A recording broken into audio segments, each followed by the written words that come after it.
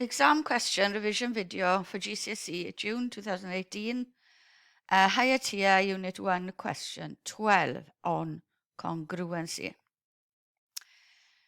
So the question says, in the diagrams below, only two pairs of triangles are definitely congruent, and identify the two pairs, and in each case state the condition of congruency. So we have 8 triangles, all with different measurements. So thinking, congruent, what does congruent mean?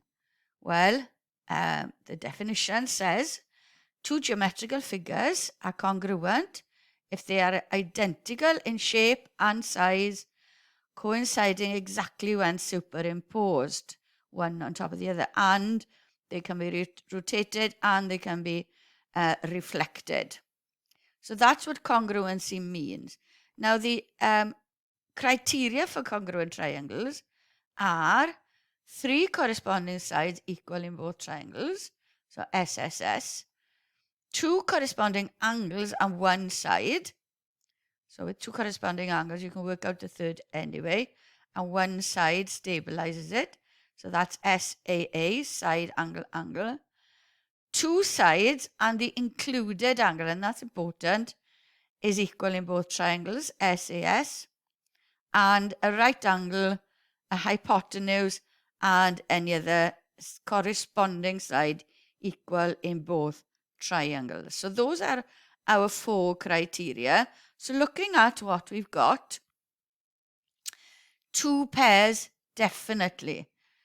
So we need to look for 2 pairs, pairs to start with, and then only identify 2 of them. So looking at our first criteria, 3 corresponding sides equal, well, that's quite easy to find. So we've got a D and an E. So drawing those again, and we can see that our side 3.9 is there in both triangles. Remember, these are not drawn to scale. The 4.4 is clearly marked in both triangles, and then the 5.1. And to see that it can be superimposed, if I turn, rotate shape E to correspond to D, and there we've turned it a few degrees to the left, and we get a 3.9 down the left side, 5.1 across the bottom, and 4.4 across the right side, as it is in diagram D. So we can see that our 3 corresponding sides are equal in both. So that's a criteria. And there you can see it turning. So triangle D is congruent to triangle E. So that was our first statement. And the condition we had to write was side, side, side, or SSS. Was that condition of congruency. So looking again now, and the second criteria was 2 corresponding angles and 1 corresponding side in both triangles. So an S, an A, and 8. We don't have 2 angles only. We have 3 angles or we have 1 angle. So no, we don't have only 2 angles. So we can forget that criteria. And I'm going to go to the last one, a right angle, a hypotenuse, and any other corresponding side, an RHS, and we don't have a right angle anywhere, so we can forget that criteria. So looking at now then, 2 corresponding sides and an included angle.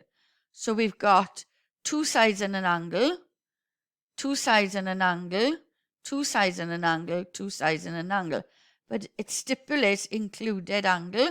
So we're going to pick A and G. Look at those 2, mark them off. The 3.9 is there in both.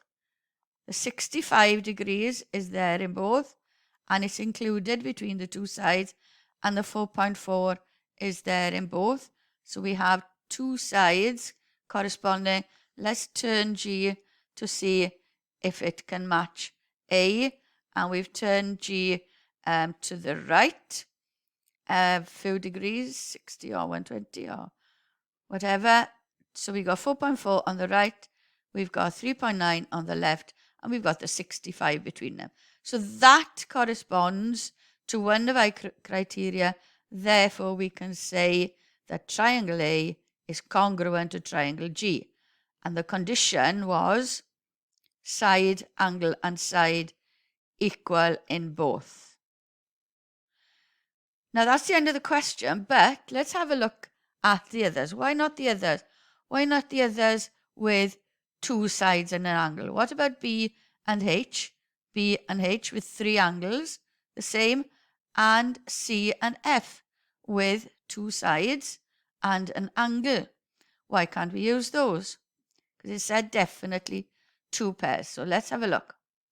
So B and H has got three angles equal. We've got a 65 in both, we've got a 55 in both, and we've got a 60 in both. And we can rotate shape A to correspond to looking like shape H. But remember, the diagrams are not drawn to scale. So with equal angles, we've got similar shapes. So let's see if we can draw a shape with those angles. So if I set the base to be 5 centimeters and then draw each angle, construct each angle at both ends, and then make them join. And if we use the sine rule, we can calculate what the other sides would have been. So we got 4.5 on the left and 4.8 on the right. Now, if we increase the baseline to 10 centimeters, construct the two angles on either side, make them meet. Obviously, they're going to be 65 because they add up to 180. And then using the sine rule, we can calculate the other side, two sides, and we get 9 and 9.6. And what's happened is we've doubled one of the lengths, and we've obviously then doubled the other two sides to match. So the corresponding sides are in proportion to each other. So the scale factor here was 2 of the sides. So obviously, whatever we pick as a baseline, we can get unlimited number of triangles with these angles. So that's why we can't use B and H. What about C and F? So C and F, we've got two sides and an angle, but it's not in between the two sides. Why can't we use that one? Well, let's have a look. We can rotate shape F to correspond. So we've got our 4.4 along the bottom, our 55, and our 3.9. But remember, the diagrams are not drawn to scale. So if we try and construct triangle C, what do we get? Well, 4.4 along the bottom. Then construct the angle 55 on the left-hand side. And using a protractor there. And then you need to extend the line because now I need to construct a 3.9 centimeter line from the left-hand side of the baseline. So we are going to use a compass.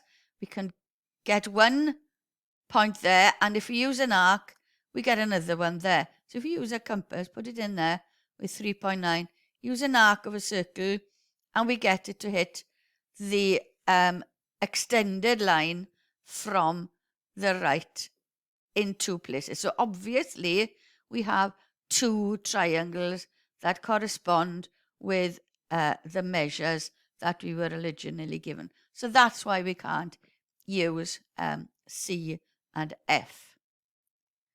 I am going to bring in now, what if we had a right angle, a hypotenuse, and any other side? Because that doesn't have the angle in between the two sides. So let's have a look at that. So if we have a right angle, and we know the hypotenuse, and we know one of the sides. So suppose we know 13 centimeters for the hypotenuse, and we know one of the short sides is 5. If we can construct this now in only one way, then that would have been the criteria if we had those drawings. So draw the side that is in the hypotenuse. So I'm going to draw AC first, 5 centimeters. Then the right angle. at A and then extend the line up because I need the other line now, the hypotenuse, to hit that extended line. So using a compass again, so point at C, and I need 13 centimeters along here, and I get it there somewhere. Now this is only going to cut at one point because this hypotenuse line is longer than the short line, so it will not cut it again. So there is only one place I can put my 13 centimeters. And of course, being a right angle triangle, I can use Pythagoras to work out the other side. And we get 12 centimeters. It was only possible, there was only one possible position for this line, as the hypotenuse is longer than the other side, so it wouldn't cross the opposite line again. So that was one criteria which we didn't need.